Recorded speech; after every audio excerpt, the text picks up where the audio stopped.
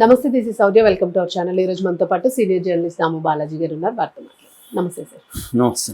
Sir, Anvesh కూడా ఈ విషయంలోనే ఇప్పుడు ఈ ట్రెండింగ్ ఉన్న విషయంలో గరికపాటి గారిని వెళ్ళి టార్గెట్ చేస్తూ మాట్లాడారు. సో మరలా ఇప్పుడు పురాణాల్లో ద్రౌపది గారిని ఇంకా సమయవర్ణం అనేదో కాంట్రవర్సీ కామెంట్స్ చేశారని విన్నాం.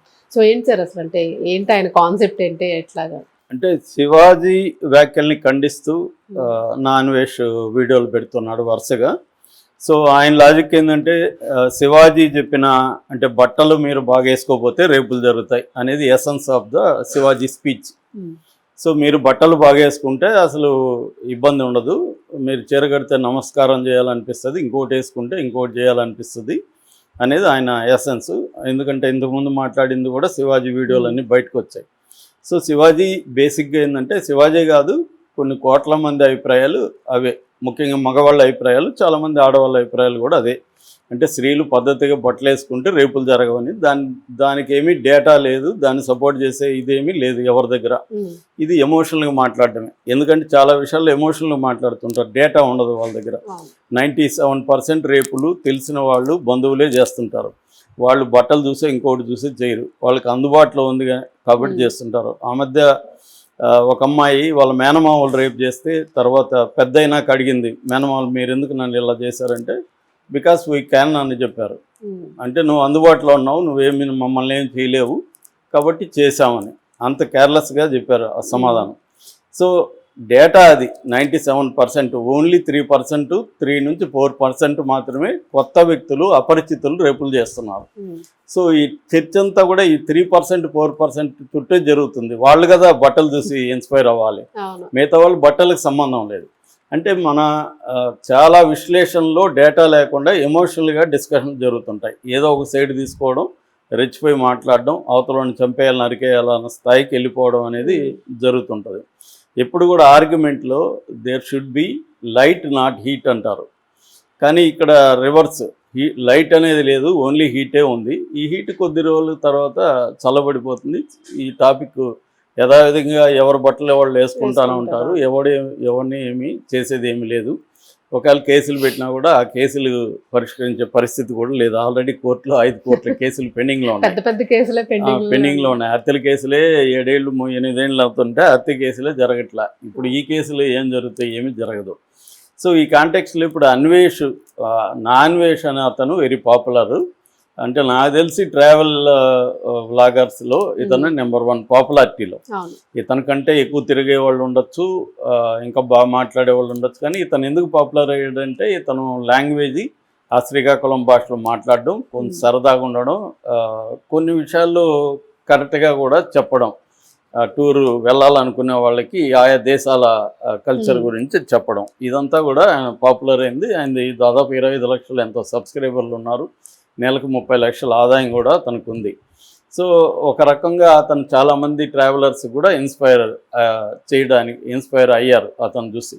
సో ఈ నేపథ్యంలో ఏంటంటే ఈ ట్రావెలర్స్ చాలామంది కూడా కొన్ని వివాదాల్లో కూడా చోటు చేసుకోవడం కనిపిస్తుంది. ఇతను కూడా గతంలో ఇతర ట్రావెలర్స్తో వివాదాలు ఉన్నాయి అతనికి. అట్లాగే అనేక వివాదాస్పదమైన అంశాల్లో తలదూర్చి గతంలో వైసీపీని కామెంట్ చేస్తే వైసీపీ వాళ్ళందరూ ఇది చేయడం, తర్వాత వైసీపీకి క్షమాపణ చెప్పాడు. అట్లాగే ఆయన రాజకీయాల్లో కూడా జోక్యం చేసుకోవడం, వివిధ వివాదాల్లో జోక్యం చేసుకోవడం, అట్లాగే బెట్టింగ్ యాప్స్కి సంబంధించి కూడా అతను చాలామందితో గొడవలు పడ్డాడు. చివరికి సజ్జనార్ కూడా అతను మెచ్చుకున్నాడు. ఇవన్నీ జరిగాయి.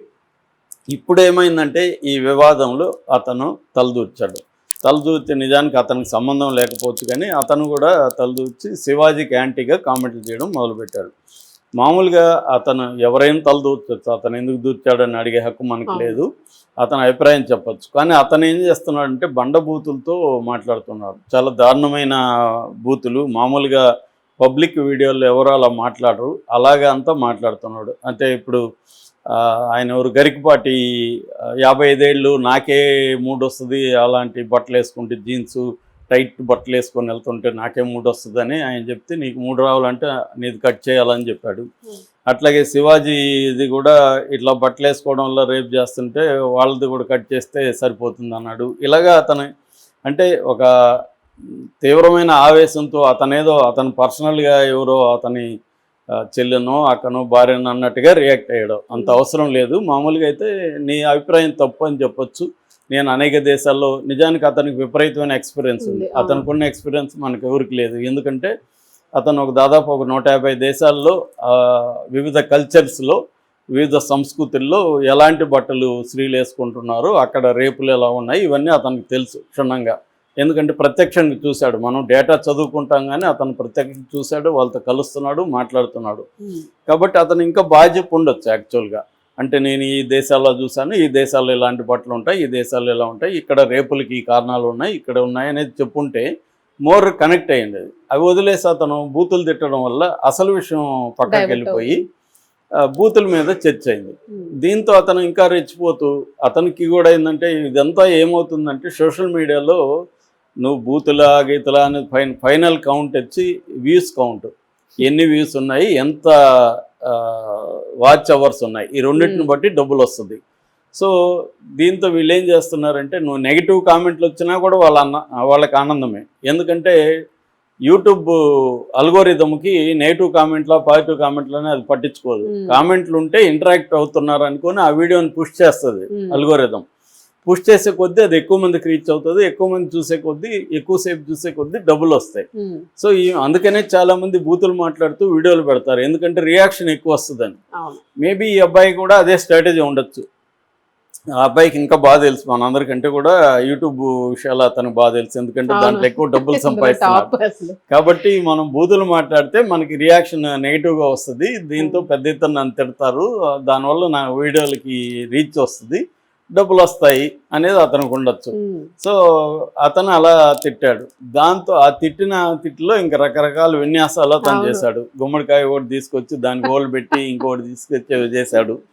అంటే అతను స్త్రీలని సపోర్ట్ చేస్తున్నాడు, స్త్రీల కష్టాలు చెప్తున్నాడు, రేపులు అనేవి బట్టలకు సంబంధం లేదరా బాబు అని చెప్తున్నాడు. అవన్నీ వాస్తవాలే. అట్లాగే అతను ఇంకొక విషయం కూడా చెప్పాడు, ఓన్లీ స్త్రీలనే కాదురా బాబు, ఆ మధ్య బీహార్లో 8 మంది ఒక ఆవుని రేపు చేశారు. ఆవు తల్లి లాంటిది సనాతన ధర్మంలో, నా తల్లి ఆవుని రేపు చేశారు. ఢిల్లీలో 6 మంది ఒక మేకను రేపు చేశారు. తర్వాత 2025లో 56 కుక్కల్ని రేపు చేశారు ఇండియాలో. మరి వీళ్ళందరినీ వీళ్ళు కూడా ఇప్పుడు కుక్క కూడా చీరలు కట్టుకోవాలా, ఆవు చీరలు కట్టుకోవాలా, మరి వీళ్ళని ఎందుకు రేపు చేశారు, వీటిని ఎందుకు రేపు చేశారు, గరికపాటి చెప్తాడా, శివాజీ చెప్తాడా? ఈ ప్రశ్నలు కరెక్టే, కానీ ఆయన బూతులు మాట్లాడుతూ చెప్తున్నాడు ఇవి. ఇంతవరకు కూడా ఓకే, ఇంతవరకు కూడా జనాలు రకరకాలుగా స్పందించారు. ఎక్కువ మంది శివాజీ వైపు ఉన్నారు కాబట్టి శివాజీకి యాంటీ ఎవరు మాట్లాడినా వీళ్ళు రెచ్చిపోయి వాళ్ళని తిడుతున్నారు. అలాగా ఇతన్ని కూడా తిట్టారు. కాకపోతే ఇతను దాంతో ఆ ఫ్లోలో అన్నాడా, మరి అతను లాజిక్ని చేసుకోవాలనుకున్నాడో ఏమో తెలియదు. కానీ అతను ఏం మాట్లాడాడంటే సీతా ద్రౌపదులు ఏ టీషర్ట్లు వేసుకున్నారని వాళ్ళని రేప్ చేశారా అని చెప్పాడు. అది ఇప్పుడు ఫ్లేరప్ అయిపోయింది.